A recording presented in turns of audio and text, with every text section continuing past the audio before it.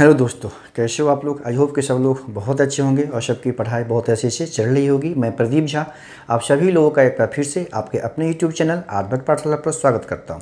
जैसा कि आप देख रहे हैं कि आज हम जेएसएससी जो टीजीटी 2016 जिसका सुप्रीम कोर्ट के द्वारा डिसीजन आ गया है, अभी तक किसी को कुछ खबर नहीं मिल पा रही है कि क्या हुआ है, फर्दर इस पर क्या कार्य किया गया है, आगे कितनी प्रगति हुई है, किसी को इसके संबंध में कोई जानकारी नहीं प्राप्त हो रही है। साथ में और भी बहुत सारा जो कमेंट था, मैंने पहले भी 2-3 वीडियो इसके कट ऑफ की रिगार्डिंग पे बनाया था और डिसीजन कैसे हुआ, किस तरह से रिजल्ट आना है उसके रिगार्डिंग मैंने वीडियो बनाया था। तो बहुत सारे छात्रों का ये कमेंट था कि अगर इतना कट ऑफ कम जाएगा तो फिर बहुत ज़्यादा सीट क्रिएट करनी पड़ेगी गवर्नमेंट को।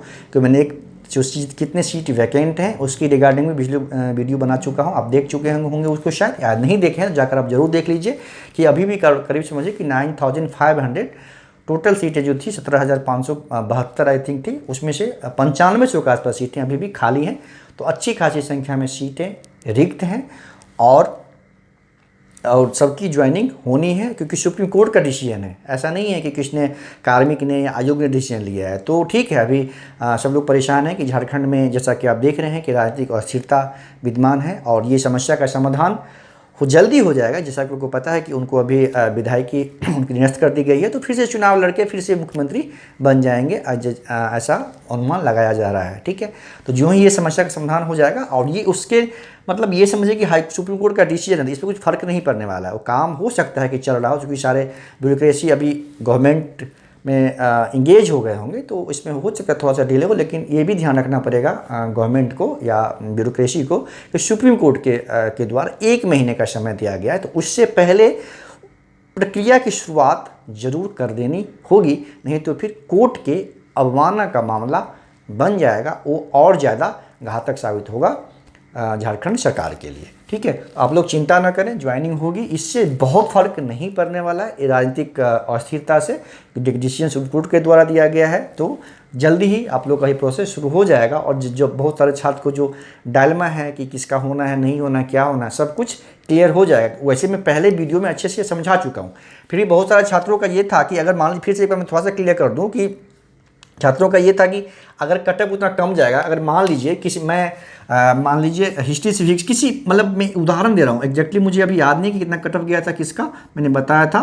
तो हिस्ट्री सिविक्स का मान लीजिए, हिस्ट्री सिविक्स है जैसे, है ना, हिस्ट्री सिविक्स का किसी डिस्ट्रिक्ट में अगर जनरल कैटेगरी का जो छात्र हैं, अगर मान लीजिए हिस्ट्री सिविक्स में 210 नंबर वाले छात्रों ने ज्वाइन किया है, अगर मान लीजिए 210 वाले छात्र ने अगर ज्वाइन किया है, मान लीजिए ज्वाइन हो चुका है। आप ये समझिए, स्टूडेंट कह रहे थे कि अगर इतना कट ऑफ पे जाएगा तो कैसे, उतनी अगर रिजल्ट बहुत ज़्यादा देना पड़ेगा। ऐसा नहीं है कि बहुत ज़्यादा देना पड़ेगा, हाँ ठीक है, कुछ हो सकता है कि नई पोस्ट क्रिएट करनी पड़े। ये आंकड़ा सिर्फ आयोग के पास है, इसका अनुमान किसी को नहीं है कि किस एग्जैक्टली लैंग्वेज किस सब्जेक्ट में कितने लोग ज्वाइन किए हैं, कितने लोग कितनी पोस्ट खाली है।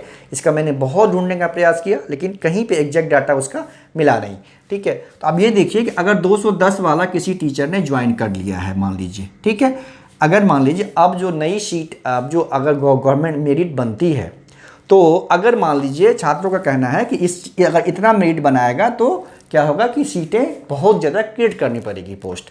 तो अगर मान लीजिए कि 220 मेरिट बना दिया, या उसके आधार पे सीट, अगर जितने सीट है उसके आधार पे हिस्ट्री सिविक्स में मेरिट बना 220 का, ठीक है, तो फिर ये जो ज्वाइनिंग हुआ है, सुप्रीम कोर्ट का ऑर्डर है कि किसी को बाहर निकालना नहीं है। आप समझ रहे हैं, जो ही स्टेट वाइज मेरिट लिस्ट बनेगा तो जो मिनिमम कट ऑफ पे, इसीलिए सुप्रीम कोर्ट के द्वारा ये निर्देश दिया गया है कि कट ऑफ वही रखना है ताकि कोई बाहर ना हो पाए, कोई अपने नौकरी से कोई बाहर नहीं किया जा सके किसी को। अगर मान लीजिए 220 जो ही कट ऑफ बनेगा तो 200, ऐसा थोड़ी होगा कि एक ही पोस्ट के लिए 210 वाला भी ज्वाइन कर ले, नौकरी करेगा, 220 वाला भी ज्वाइन करेगा, ऐसा तो नहीं होगा ना। अब बीच में कुछ लोग नहीं ज्वाइन कर पाएंगे, जो ज्वाइन कर लिए हैं वो 210 वाला कर लिए। अगर मान लीजिए अब 200, अगर अभी कट ऑफ 220 गया तो 210 और 220 के छात्र हैं, उनका क्या होगा, उनका क्या होगा, तो कट ऑफ यही रहेगा। अब गवर्नमेंट उसको कैसे मैनेज करती है, यही माथापच्ची का काम है।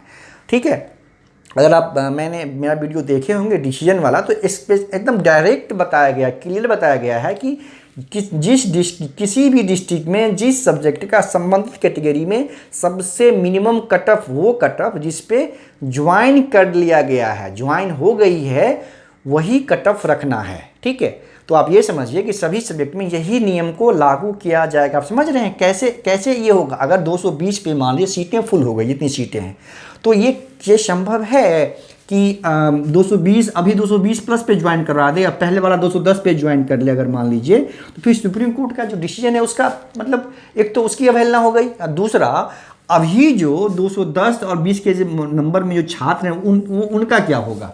फिर वो लोग क्या करेंगे, कुछ ऐसे तो बैठे नहीं रहेंगे। ये तो गलत होगा ना कि 210 पे एक बार कट ऑफ मिनिमम 210 चला जाए, ज्वाइनिंग हो जाए हिस्ट्री सिविक्स का, और फिर अभी 220 पे हो, ये तो संभव ही नहीं है। तो वही रास्ता निकालने में क्या रास्ता होगा, कैसे इस समस्या का समाधान होगा, यही एक जटिल विषय बना हुआ है, कोशिश किया जा रहा है। जो ही समस्या का समाधान होता उससे पहले एक दूसरी समस्या आ गई। ठीक है, सरकार गिरने और बनने की समस्या आ गई, तो ये सब थोड़ा सा मामला भी पीछे रह गया, लेकिन ये फिर से काम इस पर शुरू हो जाएगा। जो ही ये क्लियर हो जाएगा कि कैसे रिजल्ट देना है, कैसे एक पोस्ट को क्रिएट करना है, किस आधार पर मतलब एलोकेशन होना है, सब कुछ क्लियर जो ही हो जाएगा तो इसकी मेरिट बन जाएगी, स्टेट वाइज मेरिट लिस्ट बन जाएगी, और किसी को बाहर नहीं करना है, स्पेशली गाइडलाइन है। ठीक है, किसी को बाहर नहीं करना। आप समझिए सिचुएशन को, इतना आसान नहीं है।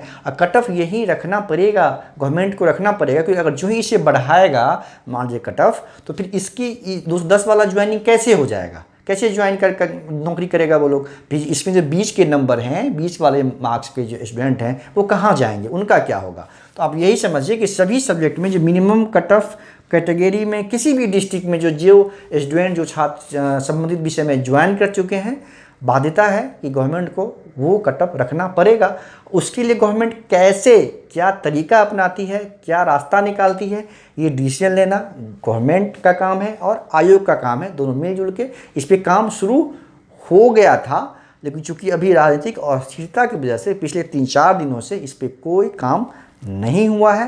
लेकिन जो ही ये समस्या का समाधान होगा, फिर से इस पे काम बहुत तेज़ी में शुरू होगा और बहुत जल्द स्टेट वाइज मेरिट लिस्ट बनेगा और सबकी ज्वाइनिंग होने की संभावना है। आप लोग परेशान न हो, आप लोग इतना दिन वेट किए हैं और अपना उच्चतम न्यायालय से आप लोग केस जीत कर आए हैं। ठीक है, तो आप लोग को न्याय मिल चुका है।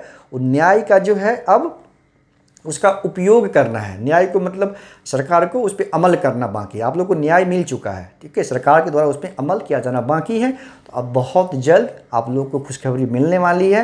वो कुछ दिनों की बात है, बस सिर्फ कुछ दिनों की बात है, ज्वाइनिंग सबकी होनी है। तो आप लोग परेशान न हों और खुश रहें, अपना ध्यान रखें।